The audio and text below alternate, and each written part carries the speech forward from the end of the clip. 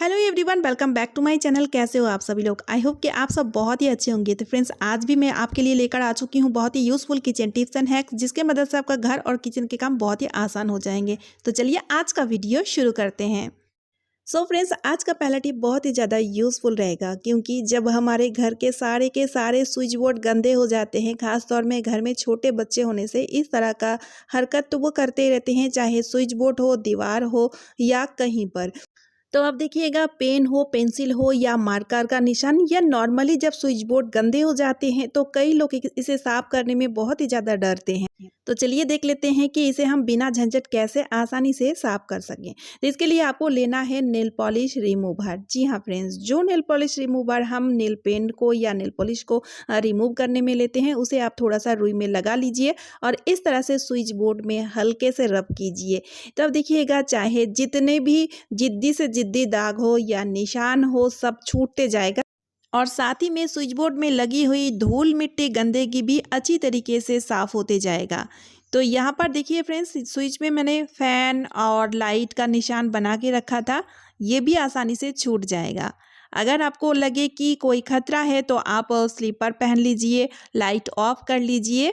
और ये देखिए फ्रेंड्स, स्विच बोर्ड कितना बढ़िया तरीके से चकाचक हो चुका है। इसके लिए आपको ना कोई सॉल्यूशन, ना कोई झंझट करने की ज़रूरत होगी। बस चुटकियों में आपका स्विच बोर्ड बहुत ही बढ़िया तरीके से क्लीन हो जाएगा। है ना यूज़फुल आइडिया? तो चलिए अब देख लेते हैं अगला यूज़फुल टिप। तो फ्रेंड्स, यहाँ पर मैंने लिया है एक नेट बैग। इस तरह का नेट बैग जब हम कोई ग्रॉसरी वगैरह या कुछ भी शॉपिंग करते हैं तो साथ में मिलता ही है। तो आप क्या कीजिए, इसे उठा के रख लीजिए और इसका यूज़ चलिए मैं आपको बताती हूँ।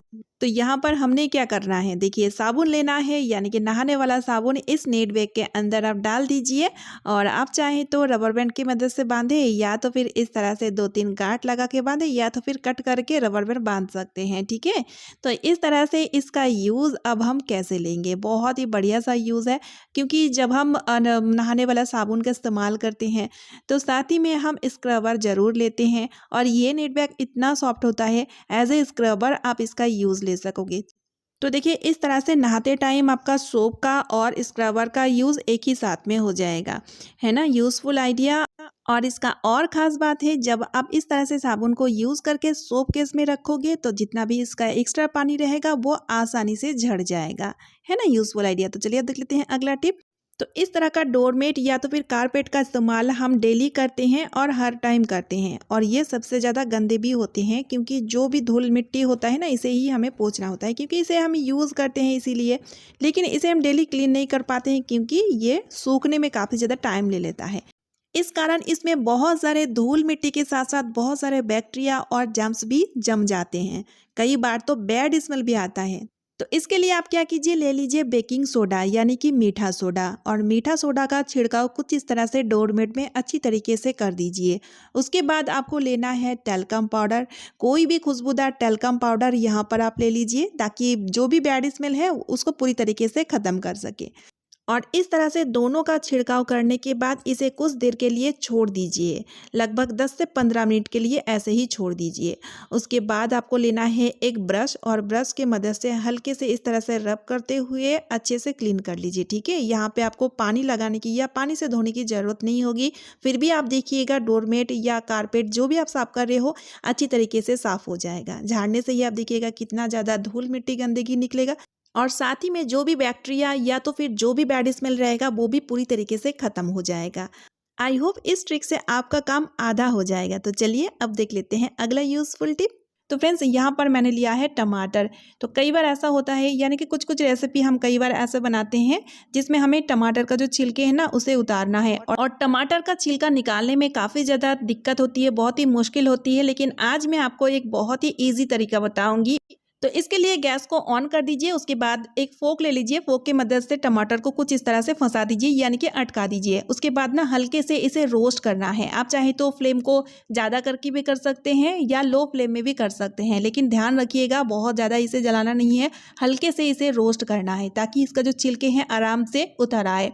तो देखिए फ्रेंड्स, इस तरह से जब टमाटर हल्के से ब्लैक ब्लैक होने लगे, यानी कि अच्छी तरीके से ये रोस्ट हो चुका है, और ये देखिए फ्रेंड्स कितना बढ़िया तरीके से इसका छिलका उतार रहा है। यानी कि अब टमाटर छिलके को उतारने के लिए आपको ज़्यादा मेहनत करने की ज़रूरत बिल्कुल भी नहीं होगी। सिर्फ इसको आधा सेकंड के लिए रोस्ट करना है और इस तरह से इसका छिलका अपना आप ही थोड़ा सा खींचने से ही देखिएगा निकल जाएगा।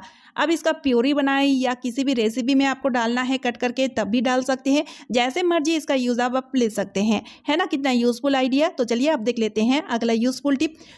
इस तरह का क्लॉथ क्लिप का यूज़ हम डेली ही करते हैं। कपड़े को सूखने के लिए डालते हैं तो क्लॉथ क्लिप का ज़रूरत हमें होती है। लेकिन मुश्किल वाली बात ये है कि जब हम क्लॉथ क्लिप को कहीं पर भी रख देते हैं ना, तो अक्सर आए दिन क्या होता है ये गुम हो जाते हैं। क्योंकि क्या होता है छोटी छोटी चीज़ें ज़्यादातर गुम हो जाती है। तो इसके लिए एक छोटा सा ट्रिक ले लीजिए आप, मेटल की चूड़ी। ठीक है, यहाँ पर कांच का चूड़ी या लाह का चूड़ी बिल्कुल भी ना लें और कोई भी पड़ी हुई बेकार सा मेटल की चूड़ी ले लीजिए और उस चूड़ी में एक एक करके इस तरह से क्लॉथ क्लिप को आप लगाते जाइए, यानी कि फंसाते जाइए। इससे दो फायदे होंगे, आपका क्लॉथ क्लिप घूमेगा भी नहीं, अच्छे से ऑर्गेनाइज करके रख पाओगे और इजी टू यूज़ है, यानी कि यूज़ करते टाइम बहुत ही आसानी हो जाता है। इस तरह से हाथ में पकड़े और कपड़े में लगाते जाइए। उम्मीद है ये ट्रिक भी आपका बहुत ही काम आएगा। तो चलिए अब देख लेते हैं अगला टिप। झाड़ू का यूज़ हम डेली ही सुबह शाम सभी लोग करते हैं, लेकिन जब हम झाड़ू को यूज़ करते हैं तो आपने देखे होंगे झाड़ू के एक दो स्टिक कुछ इस तरह से ना निकलते रहते हैं, जिस वजह से झाड़ू कुछ ही दिनों में पतली हो जाती है और इस झाड़ू का यूज़ हम ज़्यादा दिन नहीं ले पाते हैं। तो चलिए आज मैं आपके लिए इसके लिए बहुत ही बढ़िया सा उपाय लेकर आ चुकी हूँ। इसके लिए आपको लेना है बलून। बलून की माउथ वाली पार्ट और नीचे वाली पार्ट दोनों को ही कट कर देना है। देखिए कुछ इस तरह से। अब हम क्या करेंगे, इस बलून को हम झाड़ू में डालेंगे। तो झाड़ू की जो हैंडल है ना उस साइड से आप डालिए और इसकी जो जड़ वाली पार्ट है, यानी कि जो जॉइंट वाली पार्ट है, वहाँ पर इस तरह से बलून को अच्छी तरीके से आपको सेट कर देना है। ठीक है, तो बलून जो है ना बहुत ही ज़्यादा मतलब टाइट होता है और अच्छे से सेट भी हो जाएगा और देखिए मोटा भी है। तो बहुत ही बढ़िया तरीके से ये झाड़ू अच्छे से सेट हो जाएगी और इसकी स्टिक बिल्कुल भी नहीं निकलेगी। और कभी कभी क्या होता है झाड़ू में बहुत ज़्यादा नमी आ जाती है और इस वजह से झाड़ू बहुत ज़्यादा गीली हो जाती है। साथ ही में आप देखिएगा नमी आने से ना बहुत ज़्यादा कीड़े मकोड़े या चींटी भी लग जाती है। इस केस में झाड़ू को अगर बार बार हम धोएंगे तो झाड़ू खराब हो जाती है, झाड़ू का स्टिक बर्बाद हो जाती है। तो इसके लिए एक छोटा सा ट्रिक, यहाँ पर हमें लेना है एक मिट्टी के दिए। तो आप यूज़ किया हुआ दिए लीजिएगा। ठीक है, और उसके बाद आप क्या कीजिए, इस तरह से इसका पाउडर बना लीजिए। तो यहाँ पर हमें इतना पाउडर का ज़रूरत नहीं पड़ेगी, थोड़ी सी पाउडर इसमें से मैं लूँगी और एक नेपथलीन भी लेना है हमें, इसका भी पाउडर बना लेना है। ठीक है, अब दोनों को अच्छी तरीके से खूब बढ़िया तरीके से हम मिक्स कर लेंगे। बहुत ही बढ़िया सा सॉल्यूशन बनके तैयार हो चुका है।